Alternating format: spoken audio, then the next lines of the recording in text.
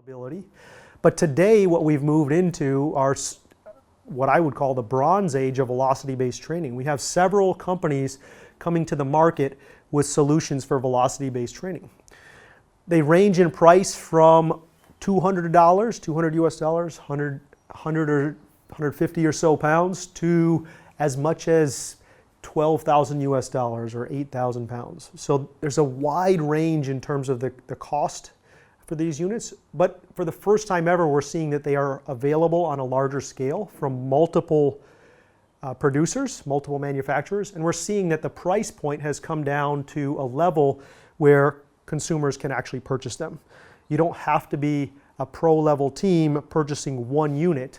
You can be an individual that just likes to work out and is willing to shell out a couple £100 for this velocity-based training metric. Now, one of the first things that I like to do as a sports scientist when I start to implement new technologies is ask the question of whether this technology is actually doing what it says it does. Are the metrics that it's providing me with actually reliable and valid and so forth?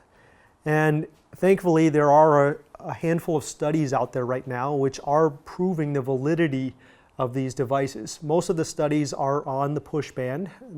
ETSU, a large sports science school in the States, is doing quite a bit of research on the push band. There are a couple other studies that have yet to be published looking at other devices like the GymAware. But the data that these things are producing is reliable. It is accurate. And this is important because if it were not, we could be misled very easily. Weight on the bar never lies to us. It's very easy to know how much weight is on the bar. If we were using this device under the pretenses that it's actually giving us a true measure of intensity that is not mass-based, we would expect for that measure of intensity to be truly what it actually is. That's not the only study. There's another one that's just come out. This one looked specifically at the push band and on the back squat, and it found very, very good reliability. We have done in-house reliability testing at my facility in the States, looking at a variety of things from where the band was positioned on the arm to left and right positioning for the same exercise, like doing a bicep curl, to test, retest, and we found that the accuracy and reliability is outstanding. Most of these companies are also doing force platform-based validity assessments in-house as well. So as of right now, I can say pretty confidently that the top two companies for sure are producing reliable, accurate data. I can't go beyond that. I have used most of the devices. I have personally chosen push band as my device of choice. I think it has several advantages over its competitors, but I can make a strong argument for some of the other manufacturers as well. Now, let's look at some of the benefits of VBT, or velocity-based training. The biggest one really is that it opens up two new metrics for our assessment of intensity. We can now look at velocity and we can look at power. And we have sub-metrics as well of peak velocity and average velocity, and peak power and average power. And depending on the movement, you may find that one of these may be more relevant than another. So you have several different measures here that you can look at that are not load-based. Now let's move forward and talk about some applications of these benefits. How can we actually use measures of velocity and power output in our training? We've got a variety of them up here, and I'm going to give you actual case studies, examples of things that I do at my facility with my athletes, how we actually use it in the field. To give some examples, this is by no means a complete or comprehensive list, but these are some of the things that we use it for. We found it very, very, very useful, ranging from the super basic, rudimentary things like rep counting, all the way up to some very advanced methodology like cutoff or threshold training. Now, These things will count your reps, which is an interesting thing to do. If you've ever been in a really bad health club, you know that a lot of personal trainers are essentially just glorified rep counters. This thing can take that away and do so pretty accurately. We have had issues with some of them. We've tested out 4 of the different devices, missing reps, and you quickly learn that there are ways that you can prevent it from missing reps or counting extra reps. But it can count reps, so very rudimentary benefit, but one nonetheless. One of the other things that it does is allow you to rest track your rest periods. So obviously you could do this with a stopwatch, but we'll see the interface in the practicum as well as on some of my slides here. And this interface exists for probably the top 3 makers of VBT technology, where it will actually give you a rest interval. So you can see how long it has been between one set and the next. And although this could easily be done by the stopwatch function on your smartphone or a stopwatch, I think we've all been in the gym and spent a little bit too long because we didn't realize how long we were shooting the breeze. Our 2-minute rest interval that we had programmed can quickly turn into a 5-minute rest interval when we're not paying attention or we get into a conversation. And this will actually allow you to track the rest intervals. So if you're trying to keep things standardized, it does that. Now, these first 2 things are almost secondary functions of these applications. It also allows for workout tracking. So the top 2 VBT devices will allow you to track workouts. And this is very, very useful because what we'll see in some of the subsequent benefits of VBT is that it's going to create metrics for you, many of which are very actionable, many of which you want to archive and look back on at a future date. And by tracking these metrics, seeing what someone has done, you're actually able to do that. And this does it automatically. It is cloud-based. It will send it immediately to the cloud. You can look at the portal and see it. The other thing it will do in terms of workout tracking is, because we're using a smart device, when I come back to do another workout, if say on Monday of week 1 of my training cycle, I have squats prescribed. I come back on Monday of week 2, I have squats prescribed again. It will tell me what my squat PR was. It will tell me what the most I have ever used or what the total tonnage I have used is in that particular exercise or workout. Many of these metrics are very valuable for us, right? If we know what our max weight is on the bar, it takes that question out of the equation. If we know what my peak power output or peak velocity is, it's a motivator for us, which is something we'll look at moving forward. Now let's look at some of the more device-specific benefits, things that you can't do with, say, a notepad or a stopwatch. These things are really pretty cool, and a lot of that is due to some of the benefits that you get from instantaneous feedback. These devices will provide you with feedback immediately after a repetition is performed. So this is actually from a workout that I did earlier this week, doing some power snatches. I do rep 1. It tells me what my peak power output is, or my bar speed. Even before I put the bar down on the ground, it will give me a reward ding if I have hit my snatch in the appropriate speed range. It will show up as being red or give me an alarm if I have not hit the appropriate speed range. Now, this is beneficial both for motivation, but also in terms of feedback. A recent study, it has not yet been published yet, but this is the abstract for it, looked at instantaneous feedback during 6 weeks of training. Took 2 training groups. They both did exactly the same thing, except one group did their jump squats with 40K, getting feedback on their performances.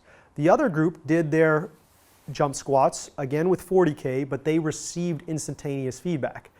It will tell you between reps and then give you analytics after the set whether you had a velocity drop off, whether you were in the prescribed thresholds of velocity that you wanted to hit. So exactly the same workouts, only using velocity-based measures on the squat or jump squat. This is the results of the study. In the feedback group, we saw 4.6% increase in vertical jump compared to only 2.8% increase in the no feedback group.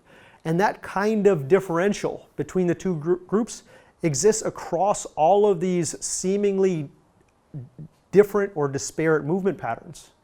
Right? So even though we're only training on this jump squat with feedback, we see that the 30-meter sprint time actually improved by about 300% more than our no feedback group.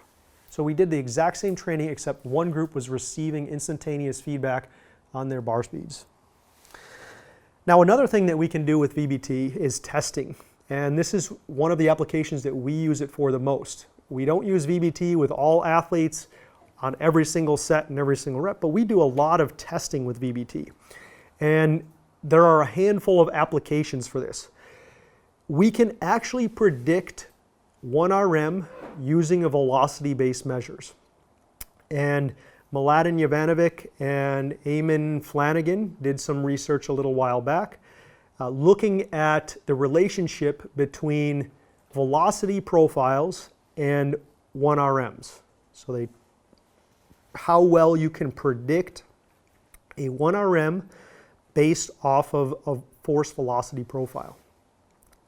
And what we have found in-house as well as in those studies is that velocity-based measures are actually a better predictive metric, actually a better predicted methodology than using rep max measures. So the next benefit I want to talk about is using VBT for auto-regulation. And this is very difficult to do with a load-based measure of intensity. But with VBT, we can now auto-regulate based off of power output or velocity, or even regulate a load-based prescription based off of a sub-maximal predicted max.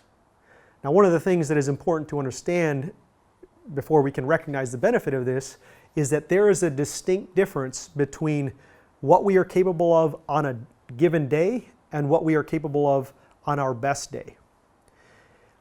Our 1RMs are frequently achieved during a taper or during a test week, oftentimes when the athlete is taken pre-workout or is hyped up by all of their surrounding athletes. They know there's a test leading up to that, and as a result, it's essentially a competition that they raise their game for, they raise their physiological state for. So let's say, for example, that I achieve a back squat max of 200 kilos. 200 kilos is my lifetime best, and now I'm a coach that is going to prescribe based off of percentages and use that 200 kilogram max for my prescriptions. The assumption there, though, is that I'm capable of 200 kilograms every other day until my next test period. But the reality is that that's almost certainly not the case.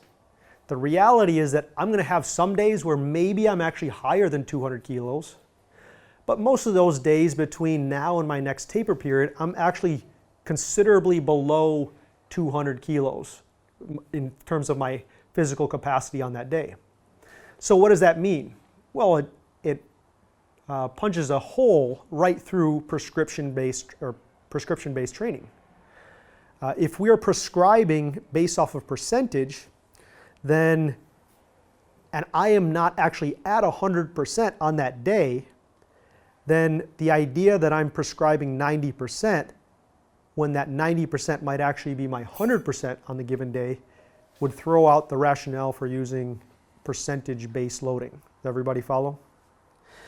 Now, if you do predictive testing, you can mitigate this issue. With predictive testing that is available on two of the two top VBT analysis systems, you can predict a 1RM using submaximal loads. And it actually fits really seamlessly into the warm-up protocol or the build-up sets.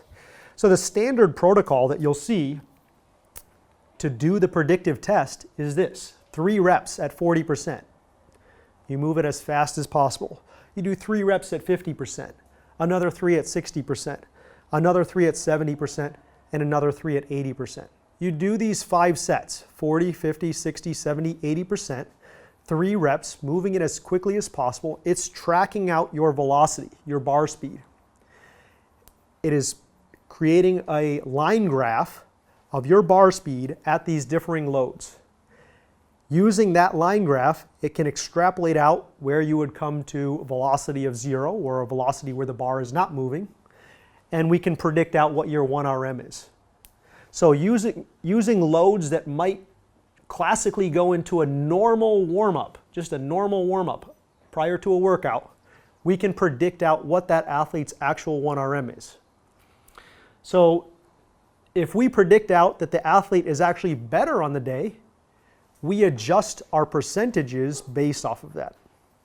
Similarly, if we find that on that given day that the athlete is actually only physically capable of producing 90% of what their all-time 1RM is, then we shouldn't be prescribing 90% of their all-time, we should be prescribing 90% of their daily max. So we have to recognize there's a difference between lifetime max and daily max.